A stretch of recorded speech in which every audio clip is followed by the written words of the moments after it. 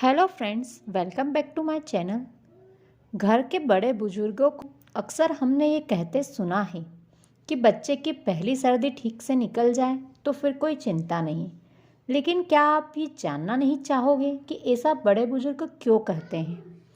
ठंड का मौसम यूं तो सभी के लिए थोड़ी बहुत परेशानियां लेकर आता ही है, लेकिन छोटे बच्चों की वीक इम्यूनिटी के कारण उनकी पहली सर्दी कुछ ज़्यादा ही चुनौतीपूर्ण होती है। वीक इम्यूनिटी के कारण उनको कई तरह के वायरल इन्फेक्शन, सर्दी जुकाम, फ्लू, बुखार, निमोनिया, ईयर इन्फेक्शन, वायरस आदि बीमारियां होने की आशंका बहुत अधिक होती है। आज हम आपको बताएंगे, अगर आप अभी अभी माता पिता बने हैं तो सर्दी में आपको अपने नन्हे मुन्ने का सर्दी में ख्याल कैसे रखना चाहिए। यदि आपके बच्चे को बुखार है, वह छींक रहा है, दूध कम पी रहा है या नहीं पी रहा है, या फिर वह बहुत सुस्त सुस्त रह रहा है, तो अपने बच्चे को तुरंत डॉक्टर को दिखाएं।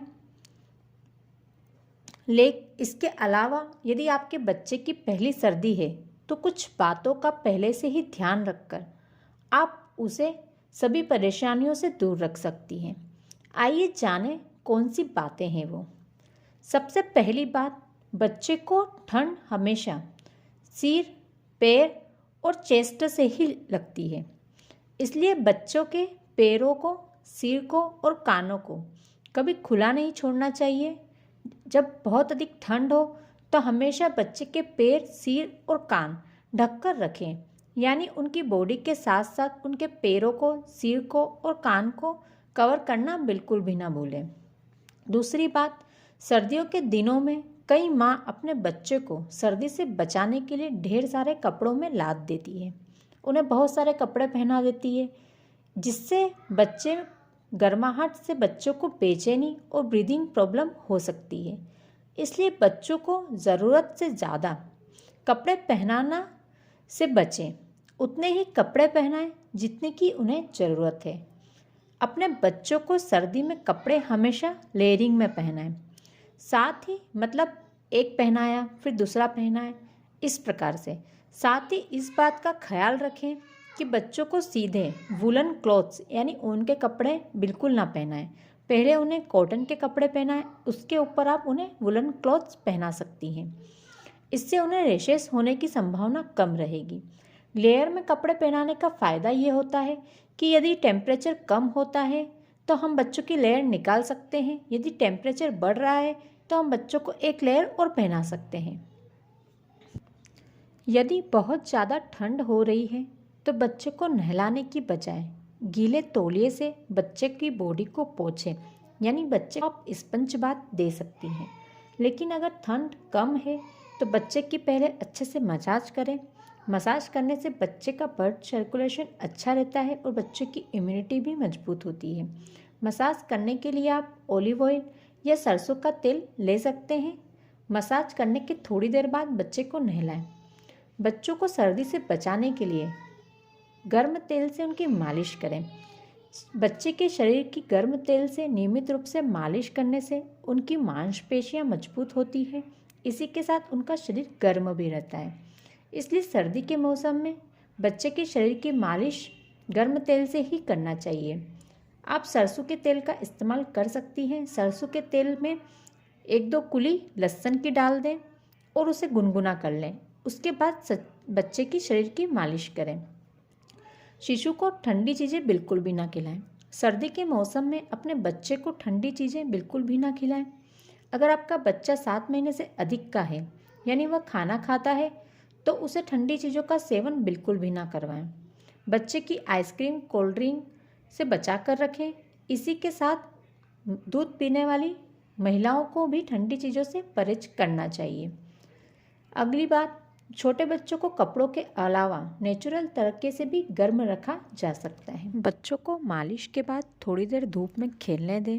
इससे बच्चों को प्राकृतिक गर्मी के साथ साथ विटामिन डी भी मिलेगा। अगर आपके घर के अंदर ही धूप आती है तो बच्चे को घर के अंदर ही लेटाएं ताकि वह बाहर की हवा से बच सके। अगली बात, सर्दी के दिनों में कभी कभी बच्चों की आंखों के किनारे कुछ पीला पीला सा जमा हो जाता है। हालांकि अगर शिशु में सर्दी में बच्चों की आंखें लाल हो या पानी निकल रहा हो तो अपने डॉक्टर को तुरंत दिखाएं। लेकिन अगर आंखों के कोने में सफ़ेद या पीले रंग का बहाव है तो इसे हाथ से ना रगड़ें और ना ही इसे खींच कर निकालें। गुनगुने पानी में कॉटन को डिप करके इससे बच्चे की आंखों को साफ कर सकते हैं। अगला, जब तक हो सके बच्चे को स्तनपान करवाएं। डॉक्टर की सलाह होती है कि स्तनपान के फायदे पाने के लिए बच्चे को 1 साल तक दूध पिलाना चाहिए। हालांकि यह बच्चे को इन्फेक्शन से बचाने का सुरक्षित उपाय तो नहीं है, लेकिन जांच ये कहती है कि स्तनपान करने वाले बच्चे फार्मूला दूध पीने वाले बच्चों की तुलना में कम बीमार होते हैं। ऐसा इसलिए क्योंकि स्तन दूध में मौजूद एंटीबॉडीज उसे विभिन्न तरह के रोगाणुओं से रक्षा देती है। अगला, शिशु को समय समय पर स्तनपान या बोतल से दूध पिलाती रहें। जब शिशु ठोस आहार यानी खाना शुरू कर दे तो आप उसे थोड़ी थोड़ी देर में पानी भी पिला सकती हैं। शिशु को जूस ना दें। 2 साल से कम उम्र के बच्चों को जूस न देने की सलाह दी जाती है।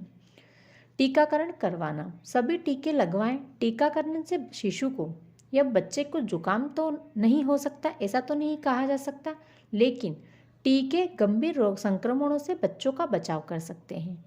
बच्चों के खिलौनों को साफ रखें। बच्चों के खिलौने, चूसनी, पेसिफायर सभी को साफ रखना चाहिए। यदि बच्चों के खिलौनों से कोई और बच्चा खेलता हो तो यह विशेष तौर पर और भी ज़रूरी है। यानी आपके घर में अगर 1 से अधिक बच्चे हैं तो सभी के खिलौने आपको अलग अलग रखना चाहिए। और आपके बच्चे के खिलौने जब भी आप उसे खेलने के लिए दें तो उसे पहले गर्म पानी से साफ करें, उसके बाद बच्चों को खेलने के लिए दें। इससे इन्फेक्शन होने की संभावना बहुत ही कम होती है। बच्चों को च्यवनप्राश खिलाएं। सर्दी के मौसम में शरीर की रोग प्रतिरोधक क्षमता बढ़ाने के लिए रोज च्यवनप्राश खिलाने की सलाह दी जाती है। अगर आपका बच्चा खाना खाता है, 6 महीने से बड़ा है, तो आप उसे रोज एक छोटा चम्मच च्यवनप्राश खिला सकते हैं। इससे बच्चे की इम्यूनिटी बढ़ेगी, वह जल्दी से बीमार नहीं पड़ेगा। शिशु के कमरे को गर्म रखें। बच्चे की पहली सर्दी है तो उसे सर्दी से बचाने के लिए घर को या कमरे को गर्म रखना बहुत ज़रूरी होता है। अगर मौसम बहुत अधिक ठंडा है तो आप अपने बच्चे को कमरे को गर्म करने के लिए हीटर आदि का इस्तेमाल कर सकती हैं, लेकिन हीटर बच्चे के बिल्कुल भी पास ना रखें और बहुत ज़्यादा देर तक ना चलाएं।